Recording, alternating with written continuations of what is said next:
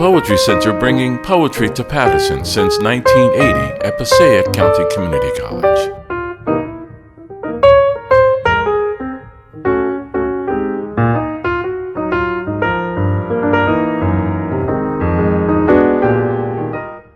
Thank you for your help, by the way. Thank you for being you. You know, you live in two different locations. Yes.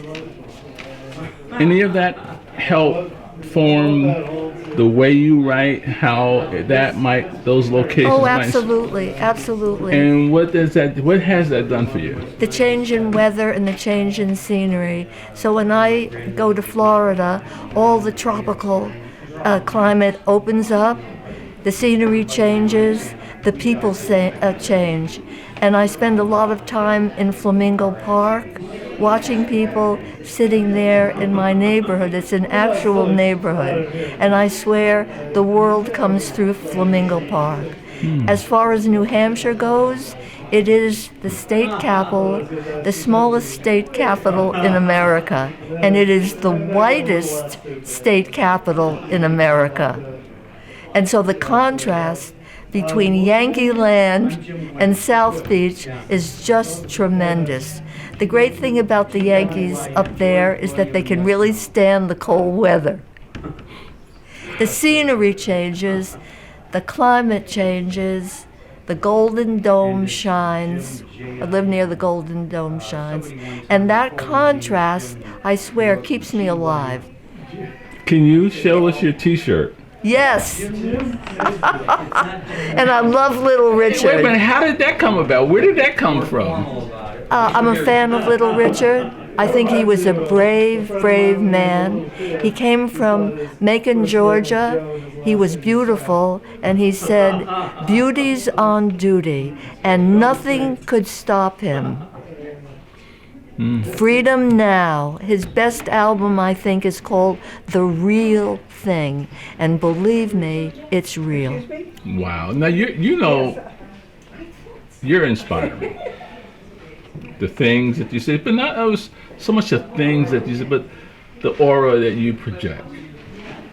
You project something different, something exciting. Where did that come from? I was described by my family as the kid with the mouthpiece. And I think it just came. Mostly I spend my time writing. It's a very introverted scene. I'm at my desk and I'm at my computer. But I swear that the rhythms that I grew up with in my neighborhood in Passaic somehow came into me, and the voices of my family and my friends came into me, and it just came. I was the kid with the mouthpiece. What could you share, or could you share anything that might inspire those who might be watching or listening to you? Yes. First of all, read a lot. Read a lot and listen. Keep a notebook every day if you can. Develop work habits that no matter what, you open your book and you write something, and that you definitely are open to all sorts of experience, and don't give up.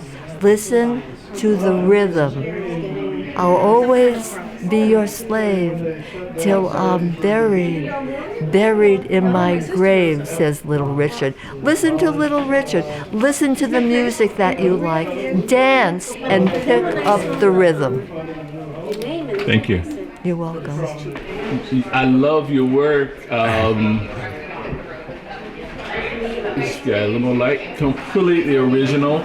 Where did all that come from? And the sense of humor. Where did all that come from? Well, I think that really just through a lot of different experiences throughout my life. I'm inspired by my life, but I'm also inspired by a lot of pieces of pop culture, as well as other writers and artists. So there's a lot of sort of combination of different things, and really kind of thinking about the everyday experience. So as a writer, I listen to everything around me and people and experiences that oftentimes inspire a lot of the different pieces. And what could you share with the listener, the viewer, as to what could you share with them on how they could begin to release themselves, let themselves go, even if it's not poetry?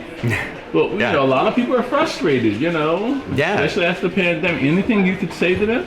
Yeah, I mean, I think writing of any kind is a great sort of release, and even if it's meant just for yourself. So I oftentimes encourage people to even just do free writing, where you're kind of timing yourself even for 10 minutes and just kind of writing as much as you can, get down. And sometimes you really surprise yourself with the things that come out in that way. And if you're interested in shaping it into something further, you can kind of use that as good inspiration. Thank you. Hi, my name is Emily Highland, and I am a writer, a yoga teacher, a restaurateur, and I've been inspired to just stay active with all of the things that excite me in my life, so I keep moving in the directions of passion, and that's driven me especially into this realm of poetry as I get older. Cool. You know, I've been here for a minute, so I've interviewed everyone from Galway Canal, Ginsburg, all of them as a kid, and now here I'm as an adult, and I truly appreciate the difference of everybody today. Where did all of this come from for today for you? Where did this poetry come from? I feel like my poetry comes from my life experience, and I really use the writing of poetry as a way to process what's challenging and what's right in front of me. So I write my way through the difficult situations. And even, was that you going to jail or lockup for a minute? That was me.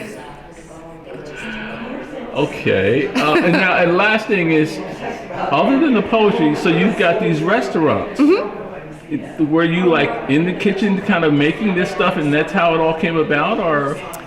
In my restaurant group, I've been the owner-operator, so I've always done the front of the house and all of the systems management and everything like that. So we've had, my business partner is our chef, and I deal with everything else.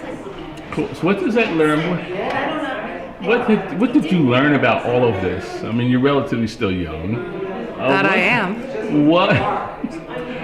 What has this taught you in life? And is there anything that you can share? I think the biggest thing about my experiences thus far and the process of writing is about being in process and building resilience through the artwork.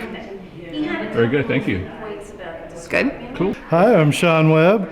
Happy to have been a finalist in the Lower Boston Narrative Poetry Contest. How did come to this?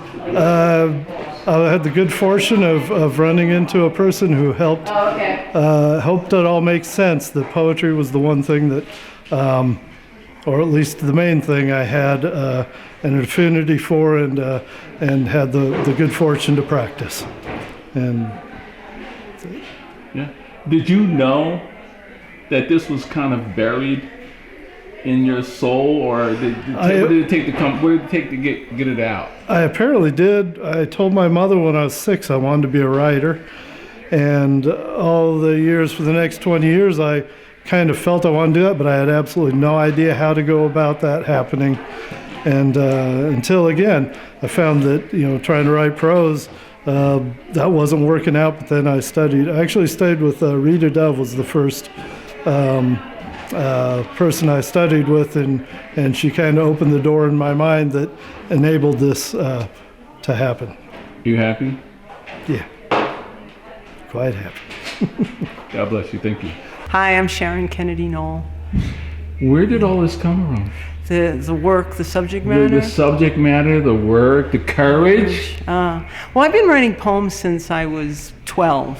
And visiting the extant themes that there are to write about in poetry. But really, when my oldest son became sick, mentally ill, and suffered from a dual diagnosis of addiction and mental illness, and the years you were mentioning time, and it's true, it is a strangely warped version when you begin to go into trauma. And you see someone so afflicted, and your family becomes warped by it. Time bends in peculiar ways, and so that kind of marinated in me, and it informs my work. And for me, the most healing thing I could do would be to write about it. And from the moment, really, he went missing to right on through, and even now I write about it. It's not the only thing I write about, of course, but of course you never get over something like losing a child, and it informs all the work, for sure. I think you're so brave, and I think you're writing and reciting and sharing a topic that a lot of us don't want to talk about. It's not in the news as much as it should be. Is there anything two questions, is there anything that you can share with us that would help maybe the viewer or the listener to begin at least to acknowledge that there's some issues going on there? The kindest thing is to listen and to inquire. I think it's an oversharing culture in a way, as you know. People bring out everything in some ways, but it's all superficially treated and processed and done with, and going through some sort of trauma, whatever the nature of the trauma is, instills after the fact its best source is a compassionate curiosity about the world. And if that can be kept for people and cultivated, then the world would be a better place. Last question. The person who introduced you talked about these degrees. I'm saying, Mamma Mia, where did she have time? But you know what?